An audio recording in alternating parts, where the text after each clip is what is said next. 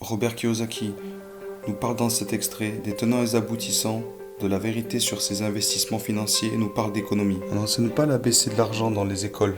Les institutions d'enseignement se concentrent sur les aptitudes scolaires et professionnelles, et non pas sur les compétences financières. Cela explique pourquoi les banquiers, les médecins et les comptables intelligents ayant obtenu d'excellentes notes à l'école se débattent quand même toute leur vie sur le plan financier. Notre dette nationale astronomique est attribuable en majeure partie à des politiciens très instruits et à des fonctionnaires du gouvernement qui prennent des décisions sur le plan financier avec peu ou pas d'informations dans ce domaine. Il m'arrive souvent de me demander ce qui va se produire quand des millions de personnes auront besoin d'aide financière et médicale. Ils devront dépendre de leur famille ou du gouvernement pour un soutien financier. Qu'arrivera-t-il quand l'assurance médicale aux personnes âgées et la sécurité sociale n'auront plus d'argent dans leur coffre? Comment la nation survivra-t-elle si on continue de laisser aux parents le soin d'éclairer leurs enfants sur les questions d'argent? Lesquels parents deviendront ou sont déjà pauvres? Qu'est-ce qui est vrai et qu'est-ce qui est faux? À moins de vivre sur une île déserte, tout ce que nous entendons aujourd'hui est faux. Faux ceci, faux cela. Presque tout en soi, presque tout ce que nous avons cru un jour est maintenant faux. Le président Donald Trump a popularisé l'expression fausse nouvelle en s'en prenant aux médias pour la divulgation d'une variété de faits avérés ou perçus comme étant erronés. Dans les médias sociaux, de nombreuses personnes ont fait de faux adeptes. Des millions d'individus dépensent des milliards pour acheter de fausses Rolex ou de faux articles signés Louis Vuitton ou Versace. Et il y a même de faux médicaments. Le 17 janvier 2019, le Time a attiré l'attention sur ce qui distingue l'information et la désinformation, les fausses nouvelles en citant ce passage de Mark Zuckerberg, un ouvrage de Roger McNamee sur Facebook. L'information et la désinformation semblent identiques. La seule différence, c'est que la désinformation génère davantage de revenus et qu'elle reçoit par conséquence un meilleur traitement. Les faux professeurs, quelle éducation? Les faux professeurs, quelle éducation financière avez-vous reçue à l'école? Pour la majorité des gens, la réponse est aucune.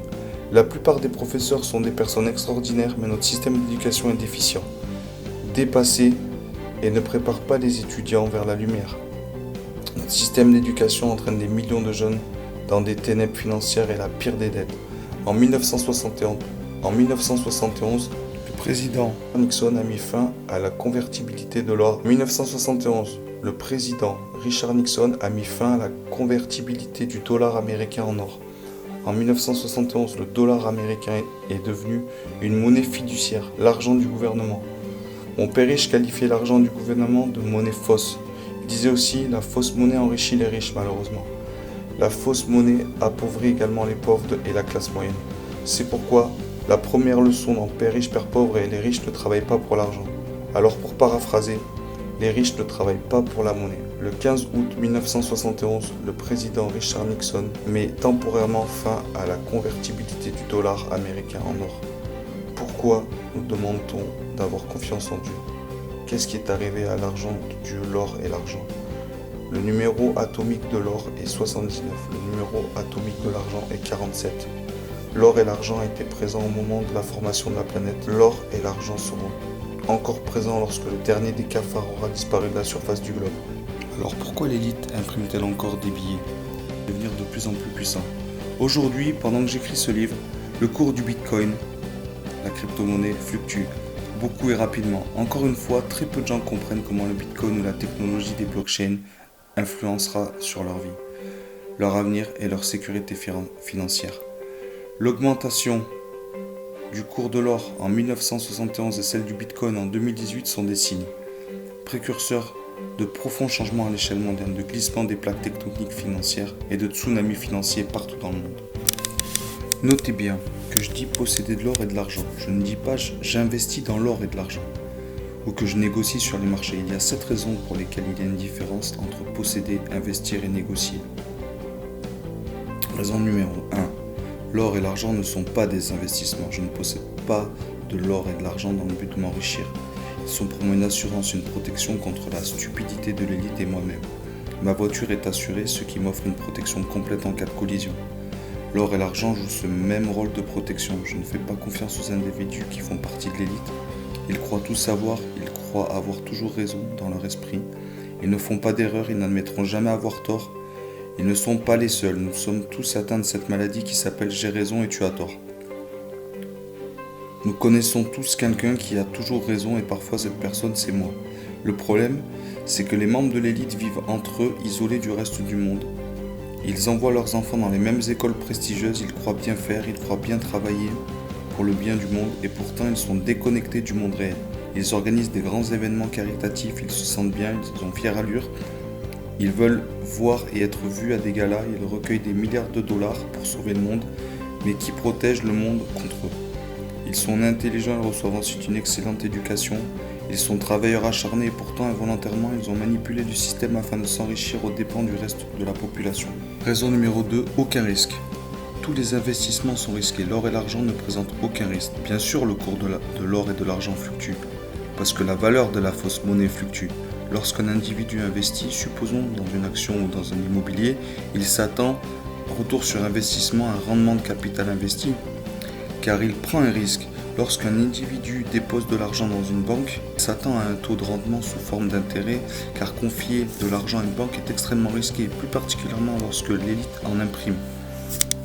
Lorsque j'achète de l'or ou de l'argent, je ne m'attends pas à un taux de rendement, à un rendement de capital investi, car je ne prends aucun risque. L'or et l'argent sont de l'argent des dieux. N'oubliez jamais que le cours de l'or et l'argent fluctuent parce que la valeur de la fausse monnaie fluctue.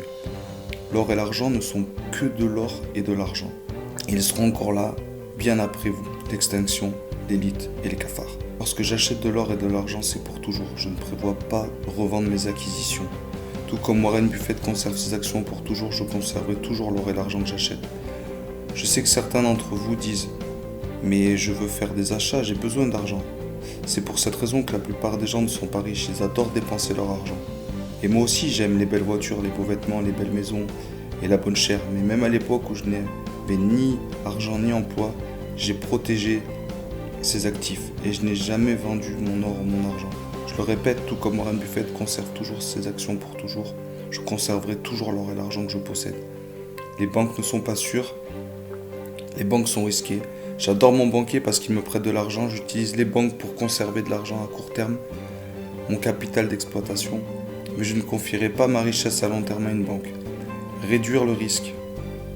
Pour réduire encore davantage le risque, mon or et mon argent sont conservés dans divers pays qui sont des refuges sûrs, en toute légalité, très très loin. Ainsi, j'évite toute tentation et je n'ai pas à m'inquiéter que quelqu'un me force à me rendre à ma banque et lui remettre mon or et mon argent. L'or et l'argent attirent la vraie richesse. La richesse attire la richesse, tout comme la pauvreté attire la pauvreté. Un jour, j'ai été invité à un séminaire donné par le gourou hindou, Guru Deva. J'étais impatient d'y participer. Pendant la période de questions, la plupart des gens ont interrogé le gourou au sujet de l'illumination, de la spiritualité, de la paix ou du bonheur. Le gourou portait beaucoup d'or, des lunettes en or, des boucles d'oreilles, des bracelets, un collier en or. Étant donné que j'ai grandi dans une famille méthodiste et que les pasteurs méthodistes ne portent pas beaucoup ou même pas du tout de bijoux en or, j'ai levé la main, j'ai demandé pourquoi portez-vous tant de bijoux en or. Gourou a souri gentiment et a dit parce que les larmes de Dieu sont faites d'or. Il a ensuite ajouté les larmes de Dieu, l'or, attirent la richesse. Lorsque je lui ai demandé ce qu'il voulait dire par là, il a répondu supposons que vous voulez attirer 1000 euros par mois, alors procurez-vous de l'or d'une valeur de 1000 euros. Et si je veux 1 million de dollars par mois, alors je me procure de l'or véritable d'une valeur d'1 million d'euros. Le gourou sentait que ma cupidité l'emportait sur ma spiritualité. Il s'est contenté de sourire en disant pourquoi ne commencez-vous pas par 1000 euros pour voir si cela fonctionne pour vous. L'or n'est pas fait pour tout le monde, il y a des conditions. La générosité des dieux. C'était en 1986 et n'ayant pas beaucoup d'argent, trouver 1000 euros pour acheter de l'or a été difficile. Mais Kim et moi l'avons fait. Chaque mois, nous l'avons acheté un peu d'or et d'argent et nous n'avons jamais arrêté de le faire. Par exemple, si nous voulions augmenter notre revenu, le faire passer de 5 000 à 10 000 euros par mois, nous achetions des pièces d'or d'une valeur de 10 000 et nous n'y pensions plus. Quelques mois plus tard, davantage de richesses étaient sans que nous nous rendions compte. Si le cours de l'or chutait, nous en achetions davantage et nous avons continué dans la même veine. Aujourd'hui, nous le conservons dans des chambres fortes privées, dans des pays lointains et sûrs, mais nous n'avons pas besoin d'un jet privé et de pistes d'atterrissage privées. Du moins pas encore. Chaque fois que l'on demande à Kim et moi « Est-ce que l'or attira la richesse dans ma vie ?» nous lui répondrons comme le gourou « Pourquoi ne pas faire l'essai, voir si l'or, les larmes de Dieu fonctionnent pour vous ?» Dieu est généreux, mais il y a des conditions à sa générosité.